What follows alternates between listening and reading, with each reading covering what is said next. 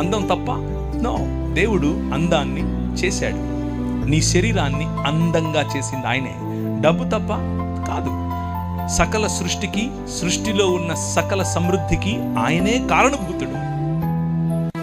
నిర్మాణం తప్ప? నో, ఆయన నీకంటే గొప్ప నిర్మాణకుడు. భూమ్యాకాశములనే ఆలయాన్ని ఆయనే నిర్మించాడు. ఏంటి తప్పుక?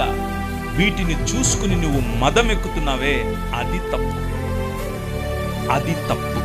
అందుకు నా దృష్టికి హేయక్రియలు చేసింది కనుక నేను దానిని చూచి వారిని వెళ్ళగొట్టి తిని. అయితే ఆ నగరాల్లో ధనం, జ్ఞానం, సొమ్ము, గర్వం, బీదల పట్ల న్యాయం చెయ్యలేని తనం, గర్వ మానవత్వం, అన్యాయం కనిపిస్తా ఉంటే అబ్రహాము లేచి నిలబడి ఇప్పుడు మాట్లాడుతున్నాడు.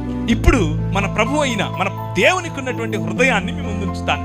నగరాల పట్ల, మానవ నిర్మితాల పట్ల, మానవ సివిలైజేషన్స్ పట్ల, మానవ సంస్కృతుల పట్ల, మానవ ఈ సమాజముల పట్ల దేవునికి ఉన్నటువంటి మనస్సు మీకు చెప్తాను. ఆయన మనతో సంభాషించాలనుకుంటున్నాడు. ఆయన మనం ఏదైనా చెబితే వినాలనుకుంటున్నాడు. ఆయన మనతో కలిసి నిర్ణయం తీసుకోవాలనుకుంటున్నాడు.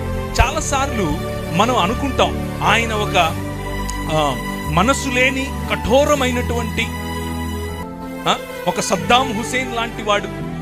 ఆయన తన ఇష్టం వచ్చిందే చేస్తాడు, ఆయన ఇష్టమే చేస్తాడు. అది మంచైనా చెడైనా ఆయన చేస్తే అంతా ఆయనే చేస్తాడు, ఆయన మహిమకే చేస్తాడు. ఇలాంటి కొన్ని మాటలు చెప్పుకుంటూ ఉంటాం. అవి వినటానికి థియోలాజికల్గా బాగుంటాయి, కానీ బైబిల్ అందుకు ఒప్పుకోదు.